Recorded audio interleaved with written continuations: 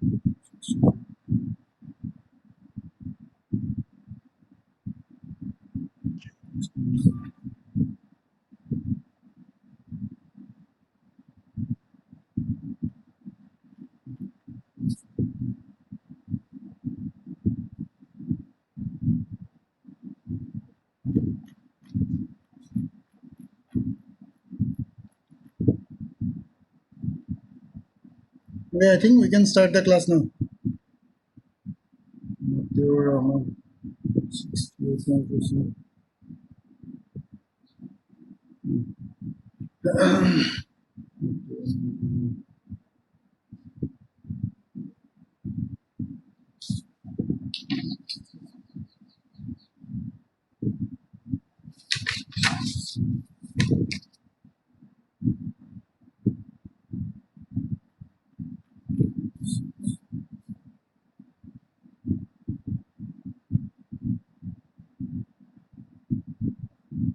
Okay, so I asked one thing that enrollment number 96, Salang R. Marak, is he present or he is permanently absent? Salang R. Marak, 96. Anyone know this student? Anyone know this student? Salang R. Marak, 96, enrollment number 96. Is he present or he is permanently absent?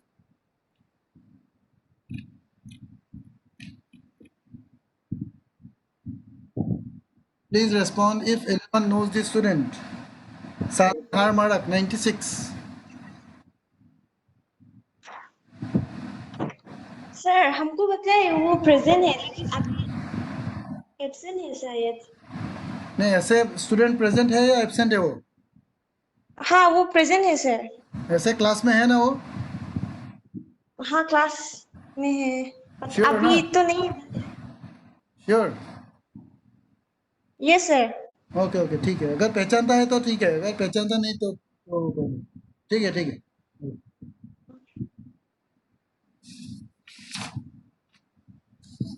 Okay, so at the end of the class, I will call the roll numbers. Okay, now after joining the meeting, please don't leave. Okay, otherwise you will not get the attendance.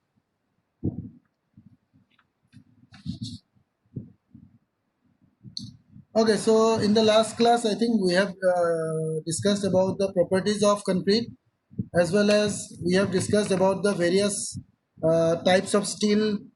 Is it FE 250, FE 415, and FE 500? These things I think we have discussed in the last class. Is it? Yes or no? Hello. In the last class, we have discussed about the various types of steel. That means mild steel and our HYSD bars. These things we have discussed in the last class. Is it?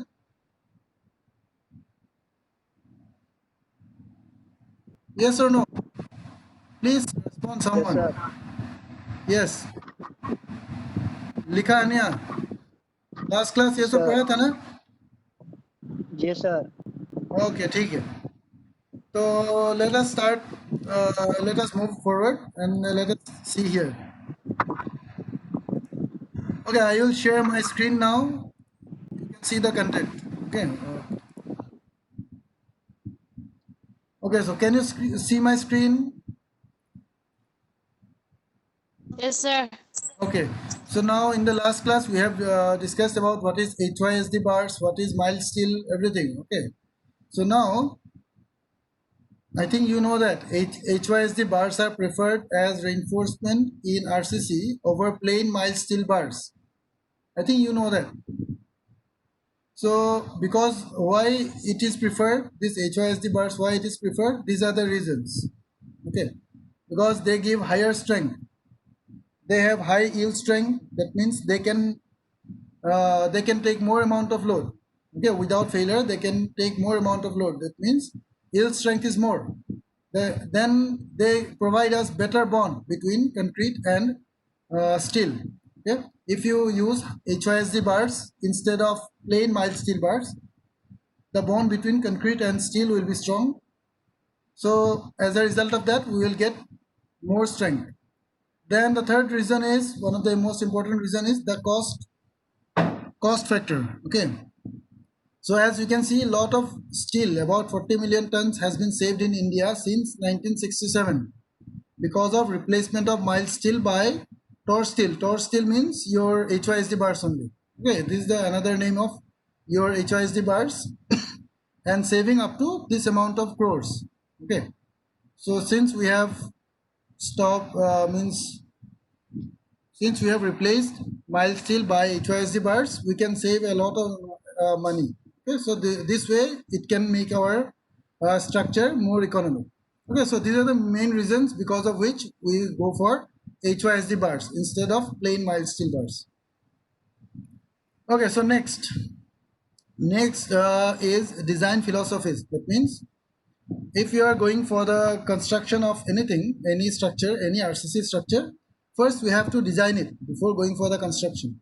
But why we need to design the members or the structure before going for the construction? These are the various reasons. Okay, these are the various reasons, because without knowing, first reason is to decide the size of the member and the amount of reinforcement required. That means before going for the construction, if you don't know what is the, if say if you are going for the construction of a building, so the various members of the buildings are your beams, columns, slabs, footings, etc. Okay, so if you don't know what will be the size of the building, size of the beams, if you don't know what will be the size of the columns, if you don't know what will be the size of the footing, and if you directly go for the construction, will it be economic or will it be safe? Yes or no? Without designing the various members, if you directly go for the construction of any structure, can you tell that this structure will be safe or this is economic structure? Can you tell that? Yes or no? No, No. no. So before going for the No, sir. construction, we have to design it. Then after designing, you have to check whether the adopted section will perform safely and satisfactorily during the lifetime of the structure. Okay, so now at present we have various softwares by which we can after designing the various members, if we put loads, then we will see how the members will perform, whether they will perform safely or not. Okay, if they will fail in the software only, you can say that if you put this amount of load, it will be safe. If you put more amount of load, it will fail. Okay, so this way we have to check before going for the construction. First, we have to decide the size of the members. That means first we have to decide the dimensions of the various members of a structure. Then you have to check whether your design section will perform safely or not. If it is not safe, we can't go for the construction. Okay, your design section must be safe, and also it must give satisfactory performance during its lifetime. Okay, so now to design the various RCC structures, we have different methods. We have different methods. Okay, so these are the three methods we have. First method, name of the method is working stress method. Second method is load factor method or ultimate load method. And the third method is limit state method. Okay, so these are the various methods by which we can design any RCC structure. Okay, so now can anyone tell me, in if I ask you, if I give you a project that you have to design a G+2, G+5 story building in Guwahati. Okay, say Assam, in Assam, or in say Meghalaya, or in any northeastern state. Okay, or in any state in India. So in that case, how can you design the means? Which method you will follow? Will you follow working stress method, or will you follow load factor method, or will you go for limit state method? Which method you will follow? Limit state method, mass. Huh? Which method you will follow?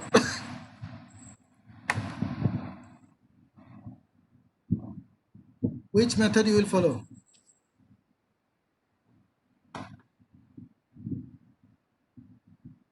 If you know, just tell me the answer. If you don't know, just which method we will follow. Number one, number two, or number three?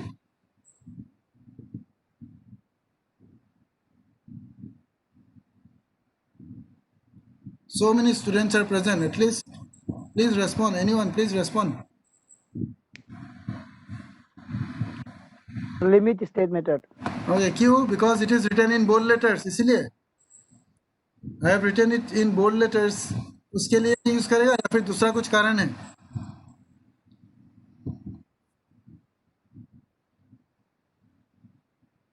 पता नहीं sir. पता नहीं. Okay, so any other answer? Okay, according to Likha Ania, it is our third method. So now I will bold the other two methods also. Now you tell me, कौन सा method use करेंगे हम लोग? पहला method या फिर second method और third method?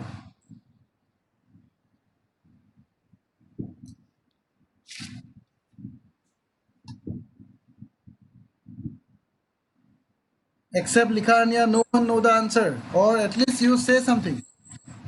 I am not saying that you have to give me correct answer. At least you say something.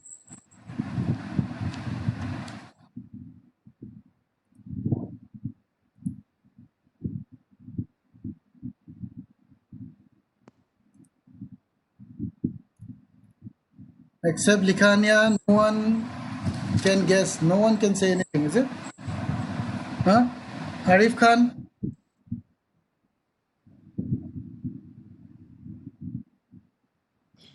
Okay. I'll tell you the answer. At present, if you have to construct anything, any RCC structure, we will follow limit state method. Okay, but there must be some advantage of limit state method over the other methods, is it? Otherwise, we could have followed this method also. We could have followed this second method also. Okay, there must be some advantages of this limit state method, because of which we will follow this limit state method, is it? Okay, so now let us see what is working stress method, what is load factor method, what is limit state method. Let us see first what is working stress method. Okay. Wait.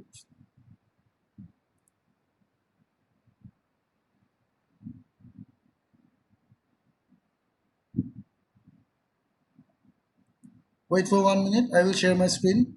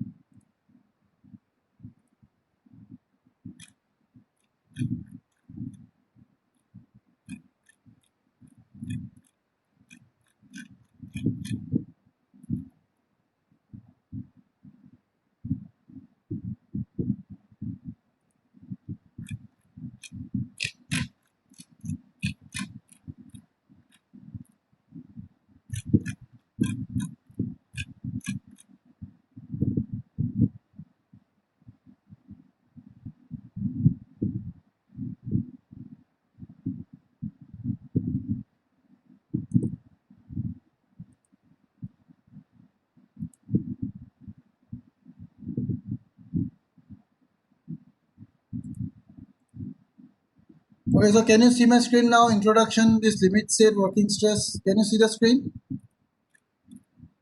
Sir. Yes, okay.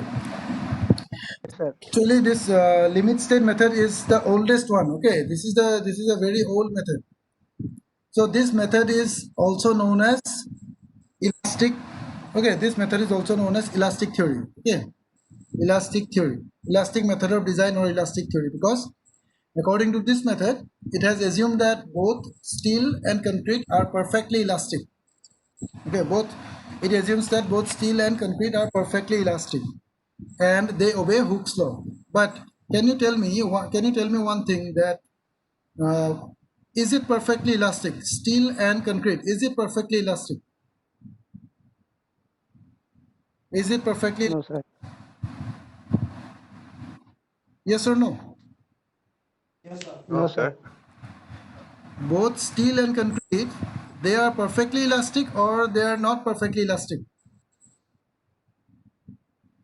Not perfectly, sir. Okay, so they are not perfectly elastic, but according to this working stress method, it assumes that both steel and concrete are perfectly elastic, and it also assumes that the bond between steel and concrete is perfect.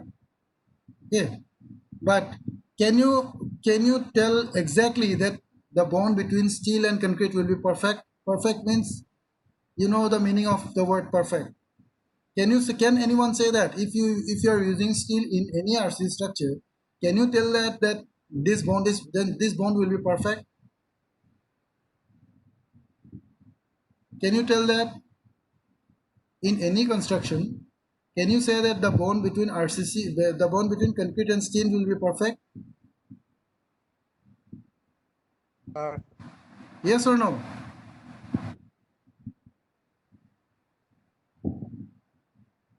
Yes or no? Hmm? Yes, sir. Yes. Can you say that the bond between steel and concrete will be perfect? Perfect. Can you tell that?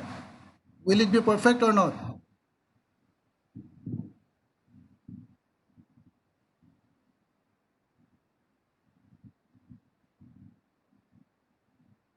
Yes, perfect. Yes, perfect. Actually, we can't say that one. Okay, No, we sir. can't say that the bond between steel and concrete will be perfect. Yeah, it will be. Yeah, bond will be good.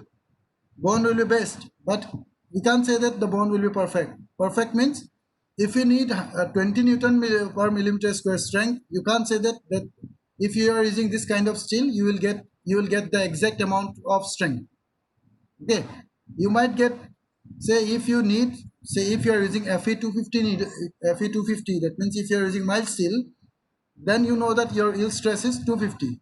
But can you say that mild steel will give you the exact strength which you need? Can you say that? Yes or no? Sir. Yes or no?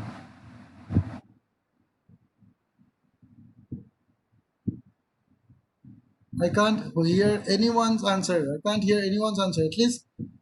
At least one student out of 44 students. I expect at least one or two students can answer this one. This is a very simple thing I am asking. Just use your common sense. No need to study for that.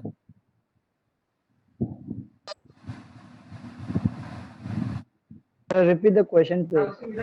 Okay, I am asking that if you are using a particular grade of concrete, particular grade of steel or particular grade of concrete, then can you say that the bond between steel and concrete will be perfect? No, sir. No, it is not possible, because while mixing, while making the concrete, your water might be more, your water might be less. Similarly, for the while constructing, while making that steel, it might have some means manufacturing defect. So in that case also, we can't say that when we are using a particular grade of concrete and particular grade of steel, we can't say that it will give us the 100% strength. Yeah, we can say that we will get 99% strength, but we can say that it will give that particular grade of concrete and steel will give us 100% strength. Actually, it is not possible. In any case, in nature, you can't say anything is perfect. Is it? Anything, no, nothing is perfect in this nature. So this is also not possible. That means the bond between steel and concrete is never perfect. Okay, so but this working stress method assumes that the bond between steel and concrete is perfect. Okay, so this working stress method is very simple and it was reliable. Okay, but it was very old method. Okay, so after using this method, because it was the oldest method in 1950 1960, in this in the at that time, since there was no other methods available, people generally construct their buildings or their houses by this working stress method. But after constructing any structure by this method, and after constructing the same structure with limit state method, we can see a huge difference in money. Okay, that means if you construct a building by using this working stress method, you might cost a lot more money than limit state method. And also, if you use this working stress method, the size of the members will be huge, means very big. The size of the beams will be very high, size of the columns will be very big. So in this way, it will not be it will not be serviceable. That means the occupants, those who will be living in that particular building, they will not find comfortable if you use that, if you construct the building by using this working stress method. And one of the main factor is it is not economic. If you use working stress method and if you construct a building, it will not give you, you will it will not be economic. Okay, and that is one of the major factor for constructing anything. Always you have to see that economic criteria, that your building or your structure must be economic, and at the same time it must be safe. Okay, so second method is your second method is known as ultimate load method or load factor method. Okay, so here the name is different. It is written here, methods based on experimental investigation. This method is also known as your load factor method or ultimate load method. Okay, so in this method, what they have used, that they have find out a ratio which is known as load factor by using ultimate load and working load. Okay, they have find out a ratio between ultimate load and working load, and that ratio, that factor, they have given that factor named as a load factor. Okay, and that factor is used while designing any building or any structure. Okay, and also they have assumed that this concrete and this steel are not perfectly elastic in the second method. The second method name is ultimate load method or load factor method. And also it is sometimes called as methods based on experimental investigation. Okay, because in this method they have used a factor which is known as load factor, and load factor is the ratio of ultimate load by working load. Okay, so now if I ask you what is the difference between ultimate load and working load, can anyone tell me the answer? Can anyone? I hope all of you know what is load. But if I ask you what is ultimate load and what is your working load, can you give me an answer? Ultimate load and working load. One is your ultimate load, second one is your this one, working load. Can you tell me the difference between the two?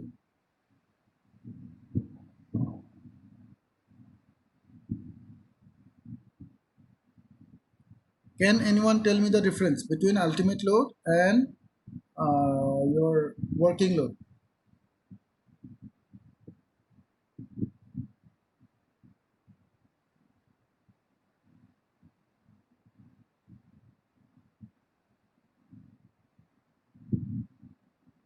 Okay, what is the meaning of the word ultimate? Ultimate. Maximum load. Yes, maximum load. Yes, maximum load. And working load means, working means what? Working means,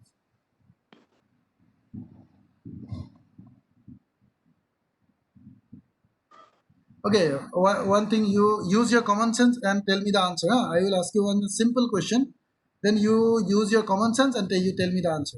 Whenever you will design a structure, you will design the structure for ultimate load or for working load.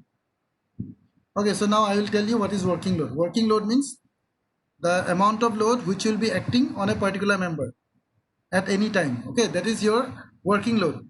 And ultimate load is the maximum load which that particular member can carry. Okay, if you design a if you design a beam, the maximum load which that beam can carry, it is your ultimate load.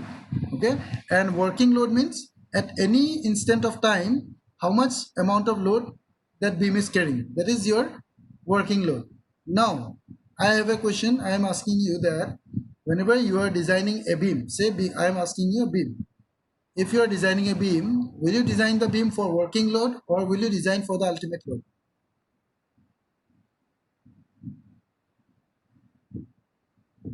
Ultimate load, sir. Yes, you will design the beam for ultimate load. That means your ultimate load will be always more than the working load. Is it? Yes or no? The ultimate load will be always more than your working load. Yes or no? Yes, sir. Yes. Okay, so if you divide ultimate load by your working load, then you will get a value. It will be more than 1. Yes or no? Yes. Yes or no? Say your ultimate load is given, say 100 kilonewton. Then your working load will be more than 100 or less than 100. Less than 100, sir. Okay, say less than 100 means, say I am assuming that your working load is 90 kilonewton, 90 kilonewton. So if you find out the ratio between ultimate load and your working load, that fraction, that value will be more than 1 or less than 1.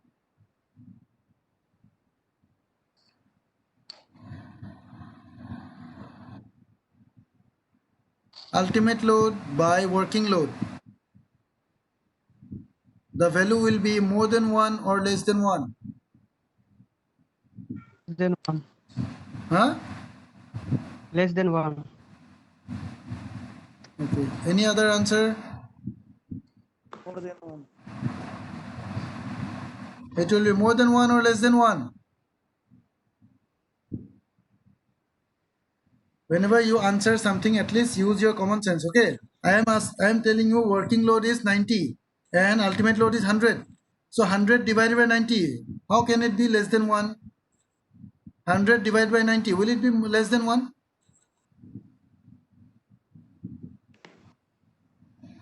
Will it be less than 1? No, sir. No. Then why you are saying that it is less than 1? Your value will be always more than 1, and that value is known as load factor in second method. That value is known as load factor. Okay, and based on that ratio, this method is designed. So the name of the second method is ultimate load method or load factor method. Okay, so let us see the third method. Third method is the best one which we are currently using, that is your limit state method. Okay, so in limit state also we have two limit states. Okay, one state is known as limit state of collapse and the second method is known as limit state of serviceability. Okay, so limit state of collapse means, okay, so limit, everything has a limit. That means limit word, what is the meaning of the word limit? Everything has a limit. So what is the meaning of the word limit? What is the meaning of the word limit? Everything has a limit. So what is the meaning of the word limit?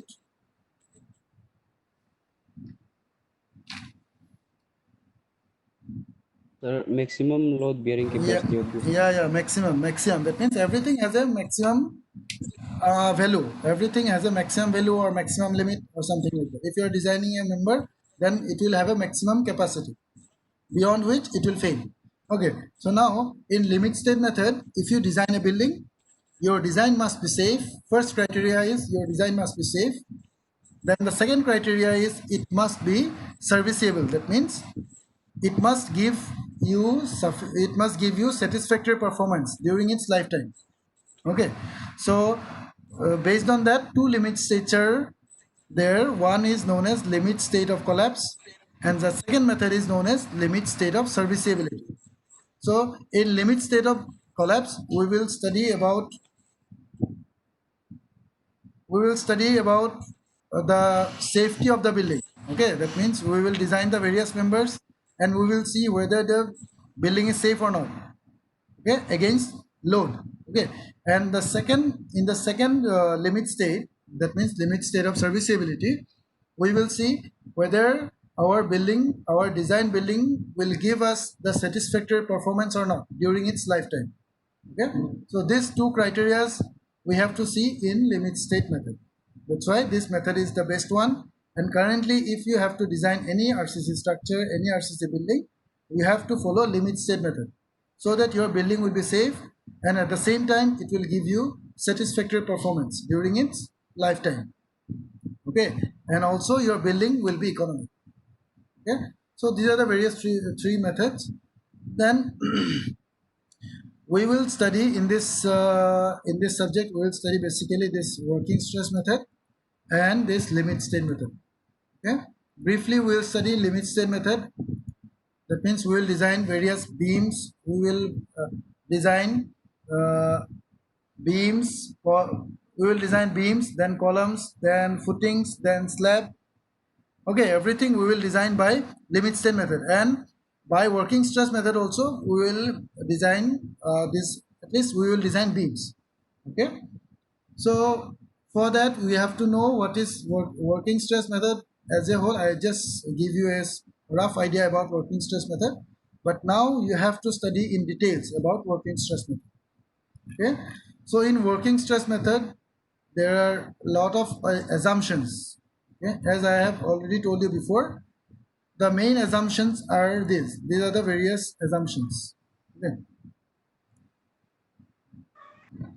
these are the various assumptions in working stress method. So all structures under design loads are analyzed according to linear elastic theory. That means here it is assumed that both steel and concrete are perfectly elastic. Okay, and the main assumptions are a plane section of a structural element remains plane before and after bending. Okay, bending means after, if you put the load in any beam or any column, it will bend. Okay, so it says that if a section of a member is plane before putting the load, it will remain same after the load also. That means your bending is very negligible. Then the second assumption is this one. Your second assumption, your stress strain relationship for concrete and steel under design loads is linear. Okay, so after some time or in the next class also we will discuss about the stress strain diagram for concrete as well as steel. Then you will understand this. Okay, but at present you have to understand that the stress strain diagram will be linear. Okay, this term you have to remember, it will be linear. Okay, and the third one is that according to the third assumption, the tensile stress resistance of concrete in bending is zero except specifically permitted. It means according to this method, the entire tensile stress will be taken up by steel. Okay, and our concrete will not take as 1% of tensile stress also, it will not take. 100% of the tensile stress will be taken up by the steel. Okay, but is it true? Is it true that we know that our concrete is weak in tension, but is it true that it can't take a single 1% of tensile stress? Is it true? Is it true that our concrete can't take even 1% of tensile stress? Is it true?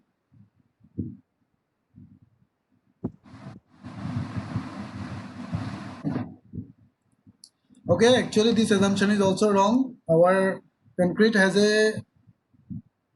is weak in tension, but that doesn't mean that it can't take single percent of tensile stress also. Okay, our tensile stress means the concrete is weak in tension, but that doesn't mean that it can't take 1% of tensile stress also. Okay, so this is also a disadvantage of this theory. The entire tensile strength will be taken up by steel and none by concrete. This is also a disadvantage of this theory. And the fourth one is the modular ratio. This is a ratio between modulus of elasticity of steel and modulus of elasticity of concrete. Okay, this modular ratio, you can, if you want, you can write it down. The modular ratio is the ratio between modulus of elasticity of steel by modulus of elasticity of concrete. That means ES by EC. Okay, so after simplifying, they derive this formula. M equal to, that means modular ratio will be 280 divided by 3 sigma CBC. Okay, this is a formula, and we have to use this formula in every numerical in working stress method. We have to use this formula in every numerical in working stress method. Okay.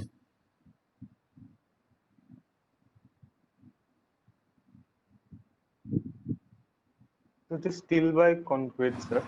Yeah, modulus of it is the ratio between modulus of elasticity of steel by modulus of elasticity of concrete. That ratio is known as modular ratio, and it will be denoted by small m. This value, it will be denoted by small m, and the value is 280 divided by 3 sigma CBC. Okay, and what is this sigma CBC? You can write it down. Sigma CBC is the characteristic compressive strength of concrete in bending. Sigma CBC means it is the characteristic compressive strength of concrete in bending. Characteristic compressive strength of concrete in bending. CBC, C for characteristic, B for bending, C for concrete. That means characteristic strength of concrete in bending. That means after putting the load, your beam will bend. So in that bending case, when the beam will bend, whatever the maximum compressive stress will be developed in that beam, that will be known as sigma CBC. Okay? After putting the load, your beam will bend, and during that bending, how much maximum compressive stress will be developed, that will be known as sigma CBC. Okay, and for different grade of concrete, you will have different values of sigma CBC. Okay, so if you have this IS code with you, IS 456, then you can see table number 22, table number 21, page number 81. In IS 456, you can go to table number 21. I think it will be in page number 81. So in that table, you can see the various values of sigma CBC for different grades of concrete. This table you will see.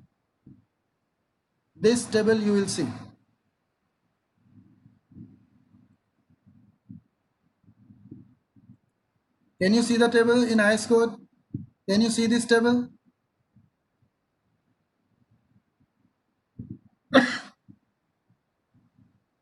Can you see this table? Yes, sir. Okay, so in this table, you can see sigma CBC values are given. Yes, sir. Yeah, for different grades of concrete, sigma CBC values are given.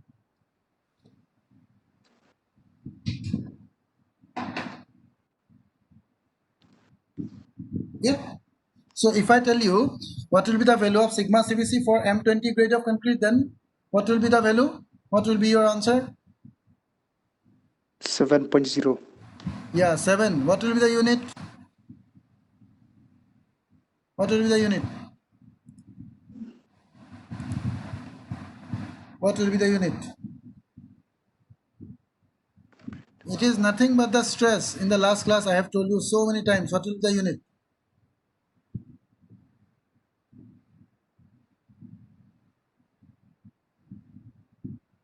What will be the unit of stress? Arif Khan? Sir, The unit of Newton per stress? meter square. Newton per? mm square.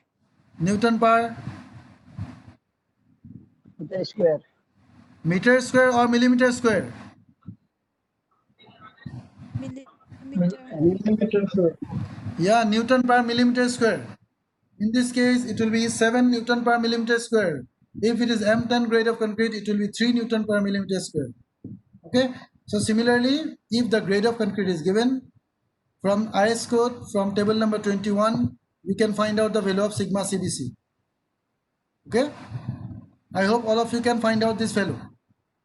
While solving numericals, every time you have to find out this value so that you can find out the value of modular ratio. Okay. So you remember this table. Table number 21. From this table, we can find out the value of sigma CBC, and if you can find out sigma CBC, then you can find out modular ratio from the given relation.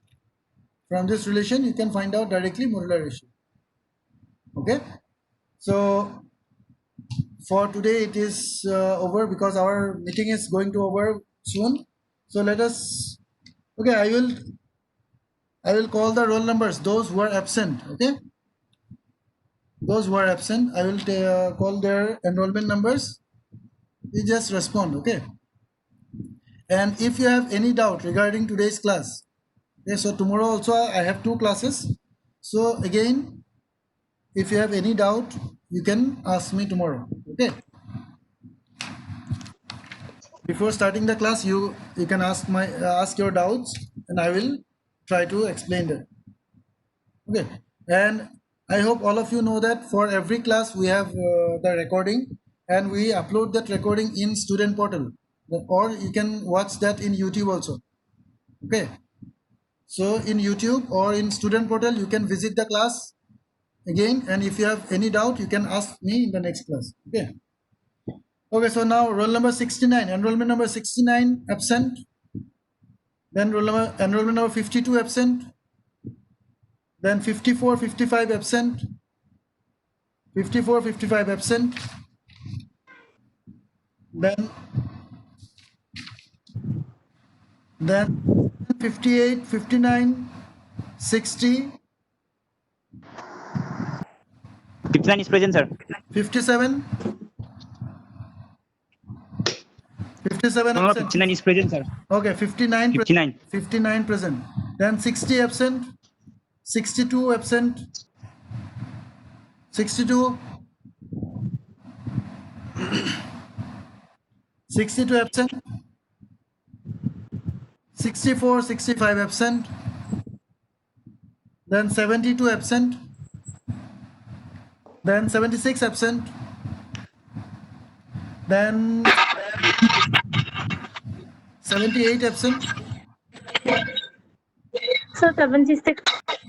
Okay, 76 present. Okay. Then 78 absent.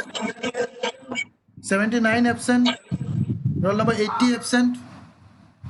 Then 82, 83 absent. Sir, 80 present. 80. Present. Yes, sir. 82 present, sir. Okay, 82 present. 83 absent. Present, sir. 83.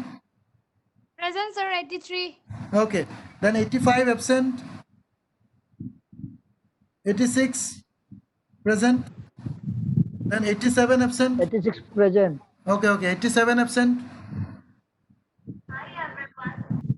87. Jimson. Yeah, Jimson. I think Jimson is absent.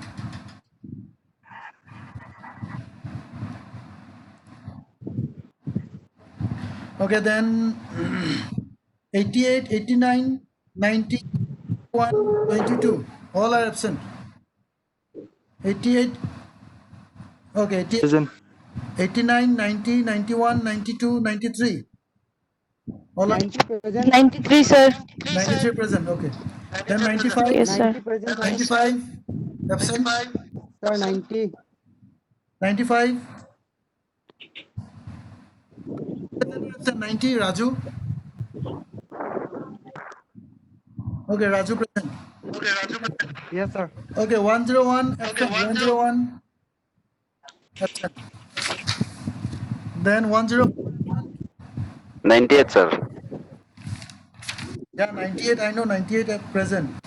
I am calling all Yes, sir. the absent. Okay. Okay, sir. 104 absent. Then 108 absent. 110, 11 absent. 110 absent. 111 absent. 113, 14 absent. Then Sir, 116, 110 present. 110 present. Okay. Then 111 Yes, sir. absent. 113 absent. 114 absent. 116 absent. Sir, 116 present. Okay, 116 present. Okay. Then 118. 118 absent. And 121 absent. Okay, 121. She is permanently absent or she is present? 121. 19 present. What is roll number? What's roll number?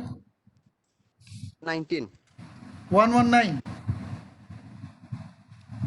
Yeah, 119 is present. I know that. 119 present. I am asking 121. She is permanently absent or she is present? Yeah, 160. Sir, what's the name? Sir, what's the name of the 121? Roll T number. Kivika Kiba. Sir, Kivika permanently absent. permanently absent, no? Yes, sir. Okay. Sir, roll number 56. 56. Yes, sir. Yeah, 56 present. Yeah, 56 present. So thank you, sir. How much? 56 present, already present.